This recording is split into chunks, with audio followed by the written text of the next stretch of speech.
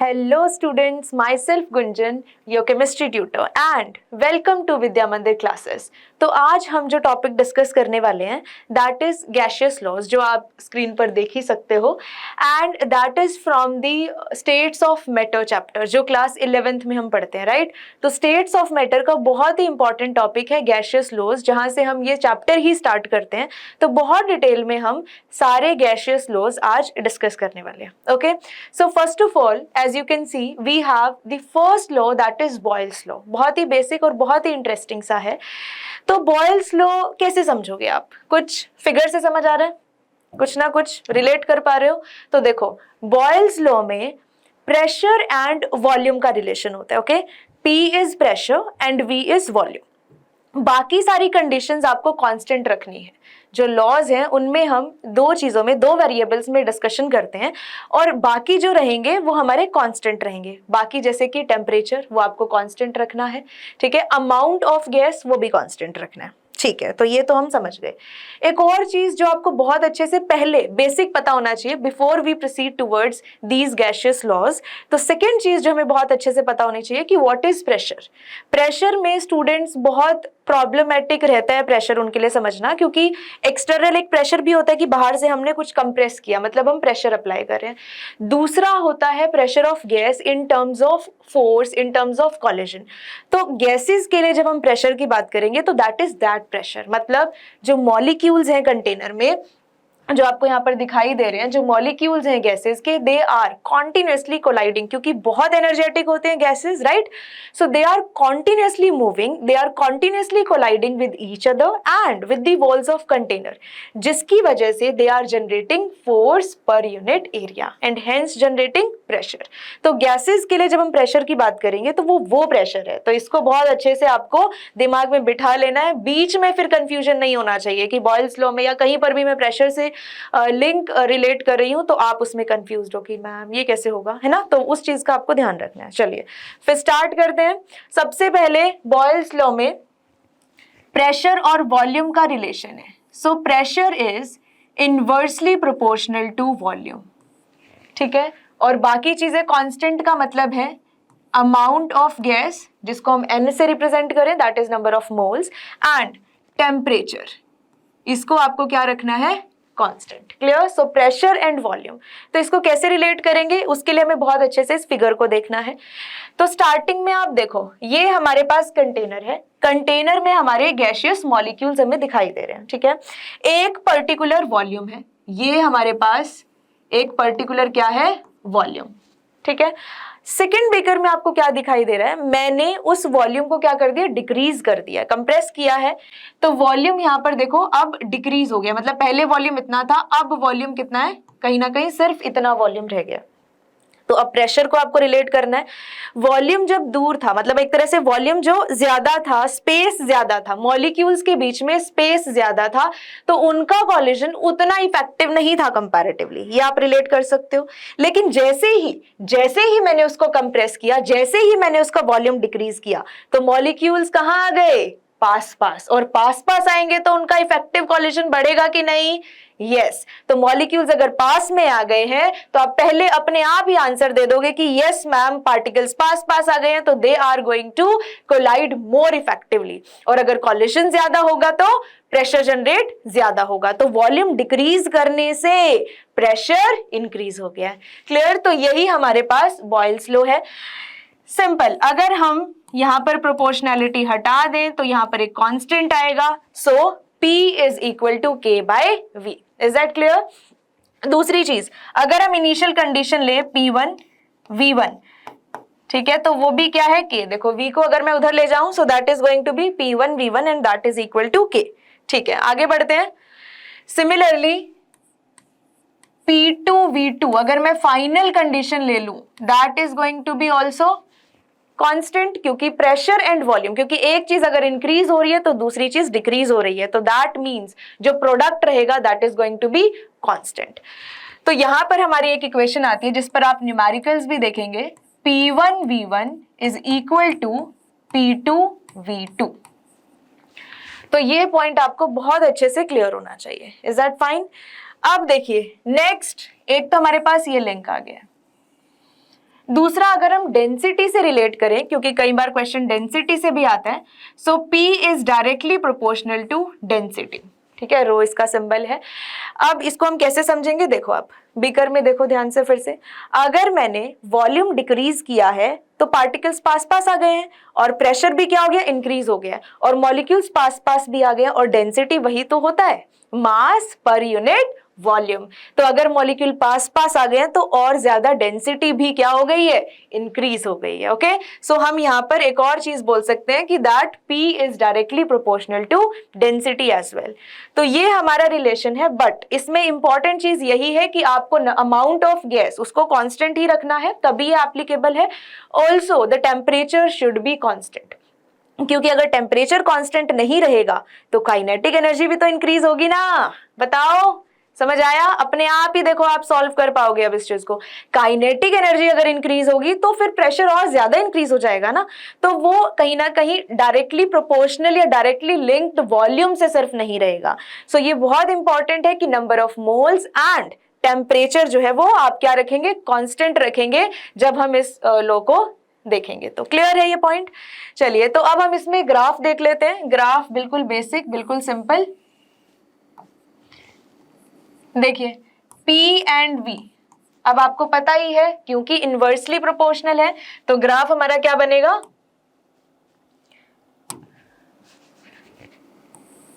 Graph हमारा ये हो जाएगा। देखो ध्यान से, है ना, because they are inversely proportional to each other. चलो, इसमें एक और क्वेश्चन पूछा जाता है, अगर मैं आपको इस तरीके से दो ग्राफ दे दूं, okay, and I am asking like if this is T1 and this is T2, और आपको बताना है कि टेम्परेचर में क्या रिलेशन है, like if T1 is greater और T2 इज ग्रेटर, तो आपको इस चीज के बारे में बताना है। तो बताओ, सोचो। तो इसके लिए हम क्या करेंगे, देखो एक सिंपल सा कॉन्सेप्ट है जो हमें फॉलो करना है हमेशा। आप किसी भी एक चीज को कांस्टेंट कर दो, ठीक है, मैंने एक कांस्टेंट प्रेशर पे चेक किया, यहां पर वॉल्यूम है और यहाँ पर ये इसके लिए वॉल्यूम है, तो जिसका वॉल्यूम ज्यादा उसका टेम्परेचर भी ज्यादा होगा ना, क्योंकि अगर एक्सपैंड हो जाती है ना चीज, अगर हमने टेम्परेचर इंक्रीज किया तो they will have more kinetic energy, जिसकी वजह से expansion will be there and there will be increase in volume. तो यहाँ पर देखो, यहाँ पर इसके कॉरिस्पॉन्डिंग, ध्यान से देखो, इसके कॉरिस्पॉन्डिंग क्या है, वॉल्यूम जो है ज्यादा है, तो कहीं ना कहीं हम ये कहेंगे T1 is greater than T2। तो इस तरीके से क्वेश्चन भी आ सकता है। ओके, उसके बाद नेक्स्ट ग्राफ देखते हैं। एक ग्राफ ये देख लेते हैं, PV वर्सेस P, या फिर V भी देख सकते हैं।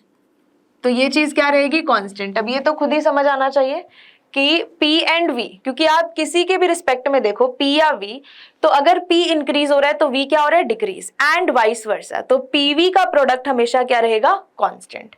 ठीक है, इज दैट क्लियर? चलिए, अब आई होप एक बार हल्का सा रिकैप कर लेते हैं। बॉयल्स लॉ में pressure is inversely proportional to volume, हमेशा याद रखना है, बाकी चीजें जो है वो कांस्टेंट होनी चाहिए।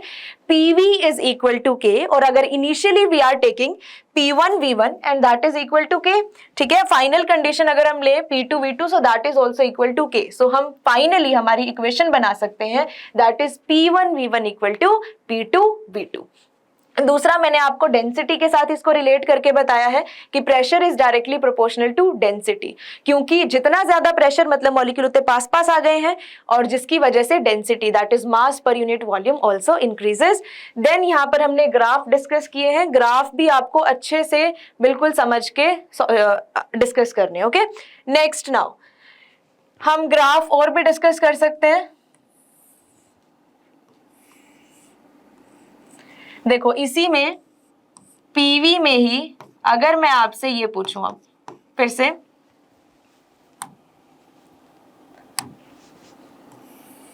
एक हमारे पास ये है और एक हमारे पास ये है, ठीक है, again if this is T1 and this is T2, तो अब मेरे बताने से पहले आंसर आना चाहिए T1 एंड T2 कौन सा टेम्परेचर ज्यादा होगा, जिसका प्रेशर एंड वॉल्यूम ज्यादा है ना, जिसका ओवरऑल जो मैग्नीट्यूड है वो ज्यादा है। सो यहाँ पर भी हम क्या लिखेंगे, now T1 is greater than T2, तो ये हमारा आंसर आ जाएगा। क्लियर? अब इसकी प्रैक्टिकल एप्लीकेशन हम डिस्कस कर लेते हैं। क्या प्रैक्टिकल एप्लीकेशन हिल स्टेशंस या हायर एल्टीट्यूड्स पर क्या होता है, ठंड होती है, सबने देखा है, स्नोफॉल होती है, तो मतलब टेम्परेचर डाउन होता है। ठीक है, टेम्परेचर डाउन होगा तो कहीं ना कहीं वहां पर क्या है बताओ, डेंसिटी या प्रेशर से उसको रिलेट करो। Pressure is directly proportional to density, तो हायर एल्टीट्यूड्स पर क्या है, लेस ऑक्सीजन अवेलेबल है, क्योंकि वहां पर डेंसिटी जो है वो किस तरीके से हो जाएगी, उससे प्रोपोर्शनल हो जाएगी। तो जो अनॉक्सिया वाली प्रॉब्लम है ना, जो ब्रीदिंग इश्यूज हैं, वो हायर एल्टीट्यूड्स पर रहते हैं, because less oxygen is available. Okay, चलिए फिर नेक्स्ट बढ़ते हैं हम चार्ल्स लॉ की तरफ।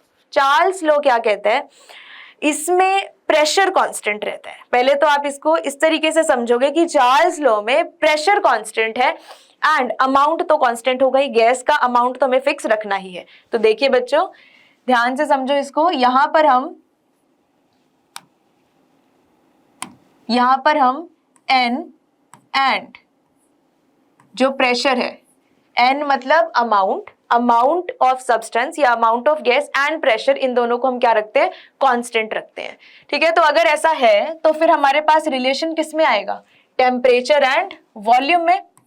और आपको ये बीकर में भी ध्यान से अच्छे से दिखाई दे रहा है कि हम रिलेशन किसका डिस्कस कर रहे हैं, टेम्परेचर एंड वॉल्यूम। तो देखिए, temperature is directly proportional to volume. यहां पर ऐसा कैसे हो गया, बहुत इजी है समझना। प्रेशर को कांस्टेंट रखना है, मतलब जो इफेक्टिव कॉलिजन है वो हमारा क्या रहना चाहिए, कांस्टेंट रहना चाहिए। मतलब प्रेशर जनरेटिंग जो है एक तरह say that should be constant. तो देखो यहाँ पर वॉल्यूम है और टेम्परेचर है, तो सबसे पहले बीकर में एक पर्टिकुलर हमारे पास वॉल्यूम है और पर्टिकुलर टेम्परेचर है जिसको हमने T1 मान लिया। अब जैसे ही आप इसका टेम्परेचर बढ़ाओगे, टेम्परेचर कैसे बढ़ाया आपने इसको हीट कर दिया, तो अगर टेम्परेचर इंक्रीज होगा तो टेम्परेचर इंक्रीज करने से क्या होगी, काइनेटिक एनर्जी इंक्रीज होगी। बार बार मैं ये कॉन्सेप्ट डिस्कस कर रही हूँ कि temperature is directly proportional to kinetic energy. यहाँ पर लिख भी लेते हैं, temperature is directly proportional to kinetic energy. तो अगर टेम्परेचर बढ़ने से काइनेटिक एनर्जी बढ़ेगी तो पार्टिकल्स जो है वो they will move upward, right. So यहाँ पर जो वॉल्यूम है दैट विल इंक्रीज। तो मतलब टेम्परेचर बढ़ाया तो काइनेटिक एनर्जी इंक्रीज होगी and hence volume will also increase. Clear. तो ये बिल्कुल सिंपल सा कॉन्सेप्ट है। अब अगर हम यहाँ पर प्रोपोर्शनैलिटी हटाएं तो यहाँ पर एक कांस्टेंट आएगा। सेम अगर इनिशियल कंडीशन हम ले T1, सो यहाँ पर this will come denominator and this is equal to K।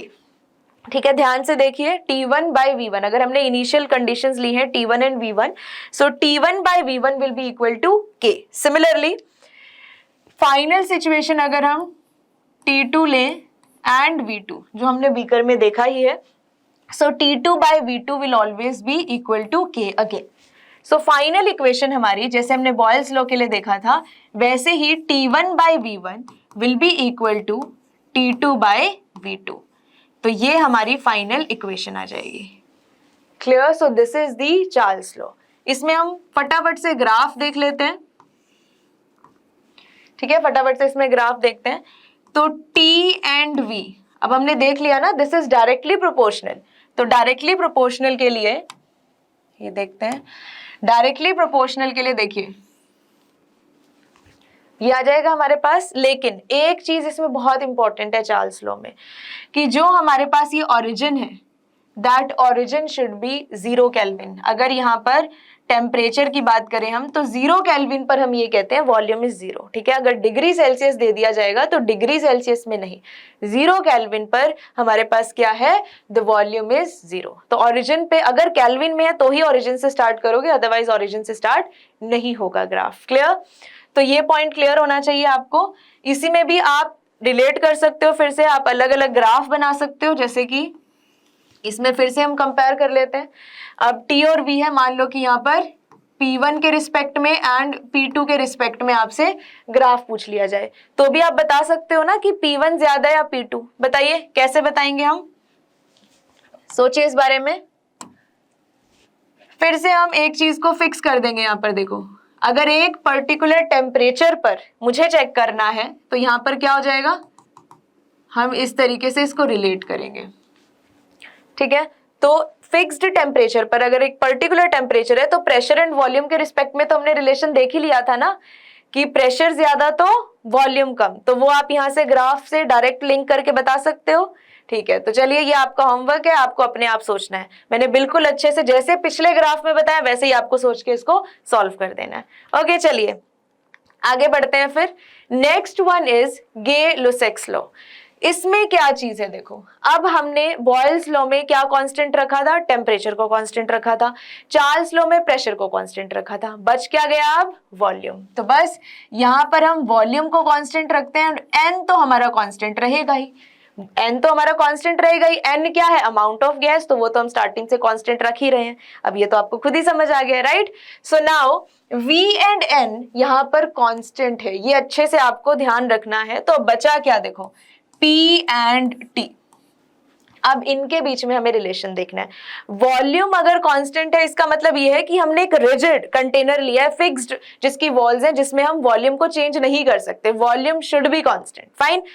तो अब देखो यहाँ पर अगर हमारे पास गैसियस मॉलिक्यूल्स हैं, ठीक है, गैसियस मॉलिक्यूल्स हैं, और यहाँ पर कोई T1 हमारे पास क्या है, टेम्परेचर, और यहाँ पर हमने देखो मेजर कर लिया है P1 is the pressure, fine.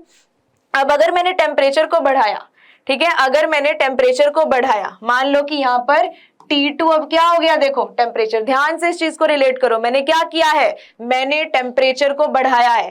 Temperature बढ़ाया है, वॉल्यूम बढ़ नहीं सकता, क्योंकि वॉल्यूम क्या है, हमारे पास फिक्स्ड वॉल्यूम है। दैट इज द कंडीशन कि वॉल्यूम क्या रखना है आपको, फिक्स्ड। क्योंकि अगर हम वॉल्यूम फिक्स्ड ना रखें तो हम देख सकते हैं कि अगर हमारे पास वॉल्स ऐसी नहीं है दैट दे आर रिजिड, तो अगर हम टेम्परेचर बढ़ाएंगे तो जैसे पहले हमने देखा था, kinetic energy will increase and hence volume will increase. But यहां पर हमारे पास अब एक सिचुएशन है, उस सिचुएशन का ध्यान रखना है कि अब हमें वॉल्यूम को क्या रखना है, कांस्टेंट।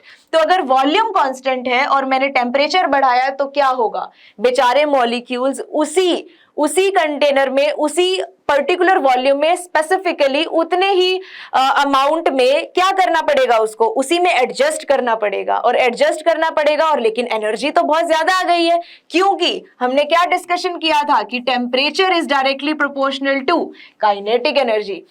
टेम्परेचर बढ़ेगा तो काइनेटिक एनर्जी तो बढ़ेगी, काइनेटिक एनर्जी बढ़ेगी, लेकिन उतने ही स्पेस में एडजस्ट करना है, तो क्या हो जाएंगे वो ज्यादा एनर्जेटिक, मतलब ज्यादा इफेक्टिव कॉलिजन, ज्यादा तेजी से टकराएंगे तो ज्यादा force per unit area and hence pressure. तो आ गया ना देखो रिलेशन, अपने आप रिलेशन आ गया कि T is directly proportional to P या फिर P directly proportional to T, है ना, एक दूसरे के वो क्या है, डायरेक्टली प्रोपोर्शनल। तो ये बात आपको बहुत अच्छे से दिमाग में बिठा लेनी है कि क्यों ये दोनों आपस में डायरेक्टली प्रोपोर्शनल एंड हेंस। ये भी चीज आपको अच्छे से समझ आनी चाहिए कि तब ही है जब हम क्या कांस्टेंट रख रहे हैं यहाँ पर, volume and amount of substance of course. तो यहां पर देखो P is equal to now KT, and अगर हम इनिशियली ले रहे हैं P1 by T1, so this is equal to K।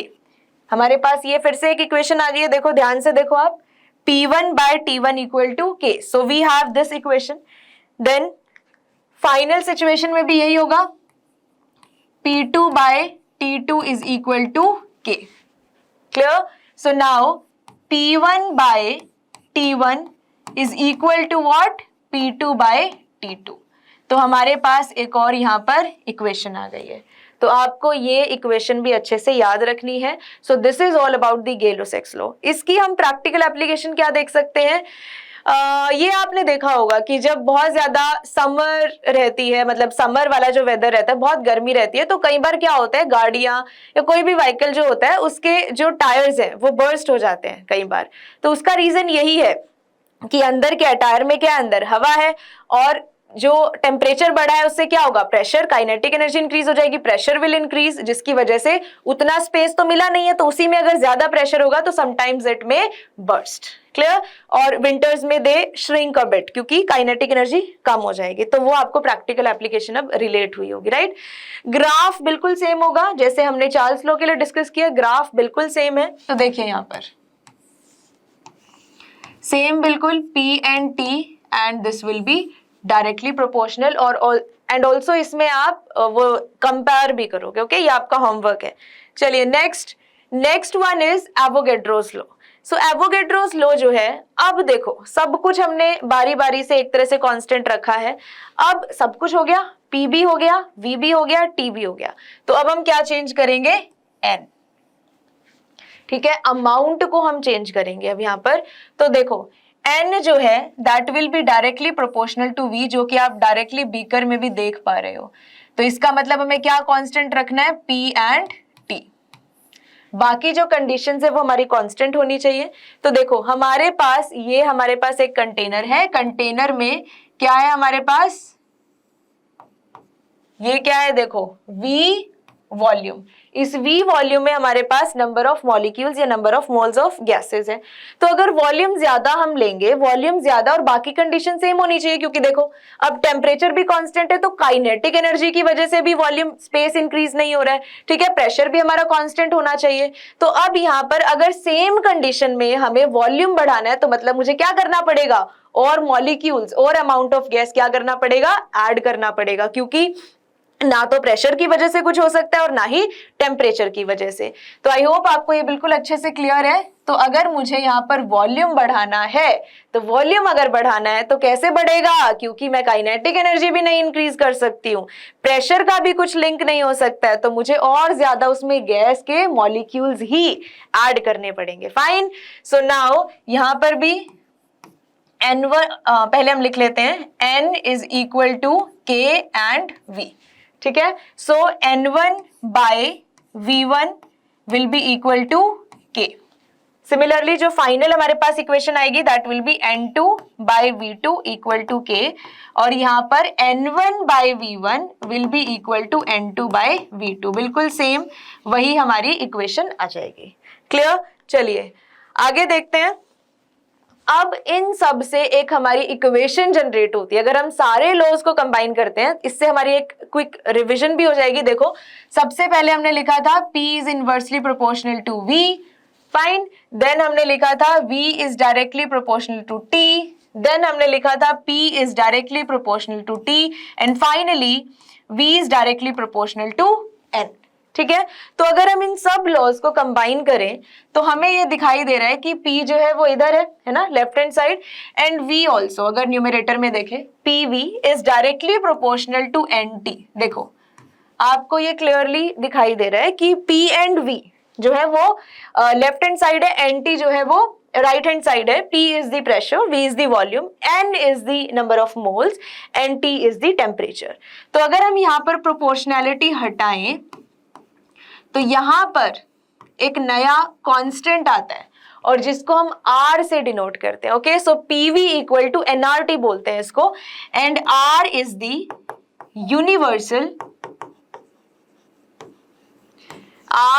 Universal gas constant. ठीक है, R हमारा कांस्टेंट है, that is universal gas constant. तो हमारी ये जो इक्वेशन आई है this is the ideal gas equation. Clear? So PV equal to NRT is the ideal gas equation जो हम स्टडी करते हैं। I hope this is clear to you, है ना? तो एक बार और क्विकली देख लो, हमने इन सब लॉज को क्या किया? कंबाइन किया है। P is directly proportional to 1 by V, then V is directly proportional to T, P is directly proportional to T and V is directly proportional to N। इनको जब हम कंबाइन करते हैं तो बहुत इंपॉर्टेंट इक्वेशन जो आगे हम इस चैप्टर में बहुत डिटेल में एप्लीकेशंस भी देखेंगे उसकी, और बहुत ज्यादा डिटेल में डिस्कशन भी है। तो यहाँ से इन जो गैसियस लॉज से हमने जनरेट की है that is very important equation and that is known as ideal gas equation. Clear? So this is known as ideal gas equation जो आपको ध्यान रखनी है। आगे हम कमिंग लेक्चर्स में आइडियल गैस इक्वेशन के आगे ही कंटिन्यू करेंगे कि कैसे इसकी एप्लीकेशन है, कैसे आगे डिटेल में नीट एंड जेईई में इसके क्वेश्चंस आते हैं, तो वो सारी चीजें हम डिस्कस करेंगे। ठीक है, तो थैंक यू सो मच। आपको बहुत अच्छे से पढ़ना है, बहुत अच्छे से रिवाइज करना है, and you have to stay connected. Okay, so for more such videos please do like, share and subscribe. Okay, so thank you. मिलते हैं फिर अगली वीडियो में।